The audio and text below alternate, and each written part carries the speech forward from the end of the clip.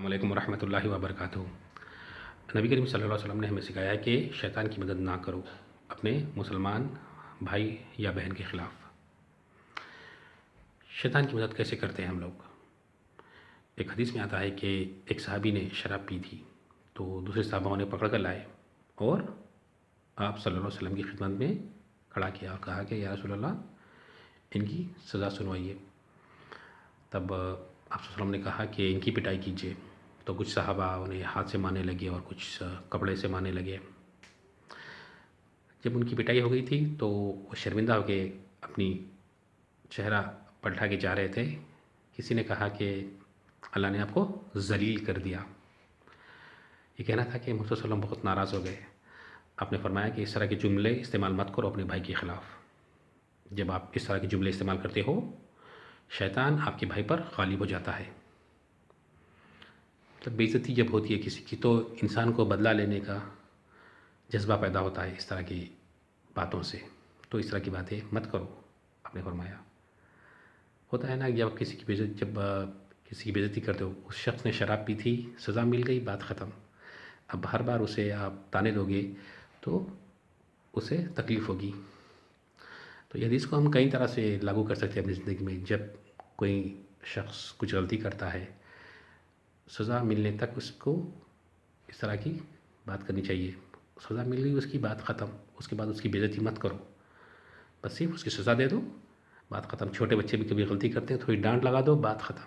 اس کے بعد آپ اس کو نیک کرتے رہو گے، بات بات اس کو تانے دیتے رہو گے تو اسے بدلہ لینے کا جذبہ پیدا ہوگا اور شیطان اس کی مدد کرے گا۔ شیطان کی مدد لے کے آپ پہ حملہ کرے گا، پھر شیطان آپ کے پاس آئے گا، پھر آپ اس پہ حملہ کرو گے، تو ہوتے ہوتے ہوتا ہے کہ آپ کے پاس اعمال کرنے کا وقت نہیں ہوگا، بس لڑائی جھگڑے کا ہی وقت رہے گا ہر وقت۔ اللہ ہماری حفاظت کرے ان چیزوں سے۔ ایک اور حدیث میں آتا ہے ایک عورت آئی آپ صلی اللہ علیہ وسلم کی خدمت میں، یہ تھی قبیلہ جوین کے قبیلے کی عورت ہی ہے۔ تو اس نے کہا یا رسول اللہ مجھ سے زنا ہو گیا اور حمل وجود میں آ گیا، تو میرے حد قائم کیجیے، آپ اللہ کی جو حد ہے مجھ پہ قائم کیجیے، جو سزا ہے سنائیے۔ تو آپ صلی اللہ علیہ وسلم نے اس کے جو گارڈینس تھے، جو اس کے ولی تھے، انہیں بلایا، ماں باپ کو بلا کے بولا کہ اس عورت کی جو ہے اچھا خیال رکھیے بچہ ہونے تک اور تکلیف نہ دیجیے اس کو۔ دیکھیے آپ صلی اللہ علیہ وسلم اتنا ہونے کے بعد بھی بے عزت نہیں کر رہے اس کو، بول رہے ہیں کہ اچھا خیال رکھیے اسے، ٹیک کیئر کریے، کچھ مت بولیے۔ تو پھر جب بچہ پیدا ہوا تو لے کر آئیے میرے پاس۔ تو بچہ ہونے کے بعد وہ عورت پھر آئی، آ کے بولی یا رسول اللہ مجھے صاف کیجیے، مجھے پیوریفائی کیجیے، مجھے پاک کیجیے۔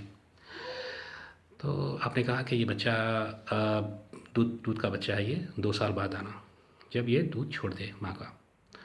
تو 2 سال کے بعد پھر آئی وہ عورت اور کہنے لگی یا رسول اللہ اللہ کی مجھ پر حد قائم کیجیے، مطلب سزا سنائیے۔ اسے پتہ تھا کہ یہ سزا کیا ہے زنا کی۔ مسلم کنٹری میں شریعہ ملکوں میں کیا کنٹری ہوتی ہے، کیا سزا ہوتی ہے اس کی، اسے پتہ تھا۔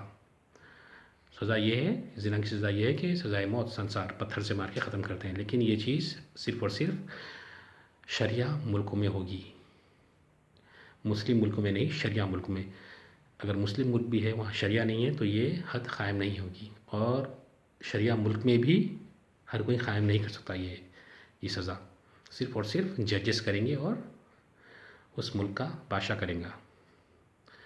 اور یہ نان مسلم ملکوں میں یہ چیز تو ہم لاگو کر ہی نہیں سکتے۔ تو آپ نے کہا کہ بس بچہ 2 سال کا ہو گیا، تو 2 سال کے بعد پھر آئی عورت وہ، تو آ کر کہنے لگی کہ یا رسول اللہ حد قائم کیجیے۔ تو آپ صلی اللہ علیہ وسلم نے اسے سنسار کرنے کا حکم دیا۔ تو جب سنسار کر رہے تھے پورا اسے ڈھانپ دیا گیا چاروں طرف سے، کبھی کیونکہ وہ مانا زنا کیا تھا اس نے، لیکن وہ ابھی بھی مسلمان بہن ہے ہماری، ہمیں اس کی عزت کرنا ہے۔ تو یہ سوچ کر اسے پورا کور کیا، اس کے بعد سنسار کرنا شروع کیا۔ سنسار کرنے کے بعد